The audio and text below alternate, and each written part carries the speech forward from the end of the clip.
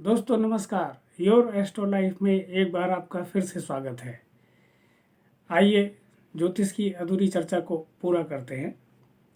आज हम बात करेंगे राहु काल की। तो सबसे पहले ये समझ लीजिए कि राहु काल क्या होता है और ये कैसे बनता है। दोस्तों सूर्योदय से सूर्यास्त तक के अगर हम 8 भाग करें तो लगभग 1.5 घंटे का एक भाग होता है।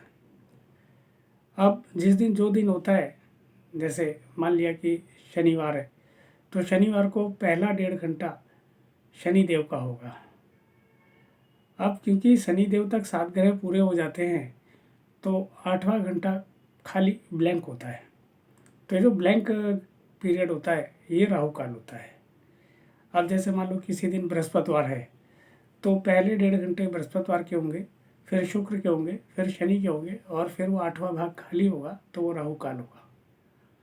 इस तरह से ये अलग अलग दिनों में अलग अलग समय पर यह राहु काल आता है। अब राहु काल के बारे में सब कई अलग अलग राय होती है। कोई राहु काल में कोई शुभ काम नहीं करते, ऐसा सभी जानते हैं। सारे महत्वपूर्ण कार्य जो है वो रोक दिए जाते हैं।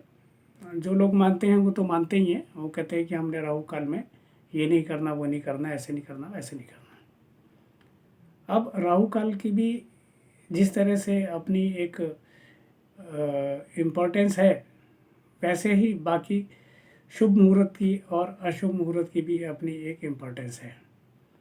अब चाहे तो राहु काल हो या शुभ मुहूर्त हो या अशुभ मुहूर्त हो, इसमें देखने और समझने वाली बात यह होती है कि क्या वास्तव में इनका कोई असर हमारे जीवन में होता है या ये सिर्फ केवल कहने के लिए है। तो दोस्तों ऐसा नहीं है, इनका असर होता है। अब कैसे होता है ज़रा हमें ये थोड़ा सा समझना होगा। ऐसे समझ लीजिए जैसे कि किसी व्यक्ति की कुंडली में उसका टाइम बड़ा ख़राब चल रहा है या उसकी कुंडली में ग्रह बहुत कमज़ोर है और वो व्यक्ति ये मान के चलता है कि मुझे तो अच्छा वक्त देखे मुद्दत हो गई, मैं तो समझ नहीं पाया जीवन में कि अच्छा वक्त भी कुछ होता है।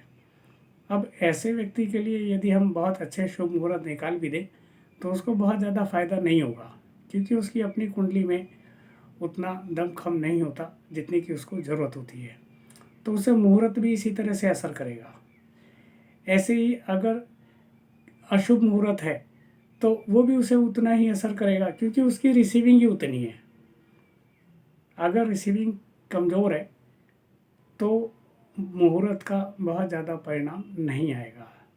अगर कुंडली मजबूत है, स्ट्रॉन्ग है, ज़्यादातर ग्रह मजबूत है, तो शुभ और अशुभ मुहूर्त का परिणाम भी ज़्यादा आएगा। इसलिए हमें इसके बारे में जब हम इतने ज़्यादा कॉन्शियस हो जाते हैं कि हमें राहु काल में ये नहीं करना, वो नहीं करना, तो हमें वहाँ पे ये समझना होगा। अब कुछ लोगों की कुंडली में राहु ही बहुत अच्छा होता है तो राहु काल भी अच्छा होगा। कुछ लोगों को राहु काल में शेयर मार्केट में बड़ा फ़ायदा होता है, उस दिन वो सौदा लगा देते हैं और उनका सौदा बड़े अच्छे रेट पे निकल जाता है। तो हमें केवल ये नहीं समझना कि हर चीज़ जैसी बोली गई है वो वैसी है। सब की कुंडली और ग्रह अलग अलग होते हैं, सबके जन्म का जो समय है वो भी अलग होता है, स्थान भी अलग होता है, माता पिता भी अलग होते हैं। तो कहने का मतलब ये है कि ज़रूरी नहीं है कि सभी के लिए राहु खराब हो और ये भी ज़रूरी नहीं है कि सभी के लिए राहु अच्छा हो। तो सबसे पहले हमें अपनी कुंडली के आधार पर ये समझ लेना चाहिए कि हमारी कुंडली में हमारे लिए राहु अच्छा है या नेगेटिव है और उसकी पावर कितनी है, वो कितना ताकतवर है। तो हमें राहु काल में या राहु के और बाकी अशुभ समयों में हमें उतने ही % अशुभ रिजल्ट आएगा, उससे ज़्यादा नहीं आएगा, क्योंकि हमारी रिसीविंग ही उतनी होनी है। तो ये राहु काल और राहु काल का असर है, या बाकी शुभ मुहूर्त और अशुभ मुहूर्त के परिणाम भी इसी तरह से ही आते हैं। धन्यवाद। इससे आगे की चर्चा अगली वीडियो में करते हैं।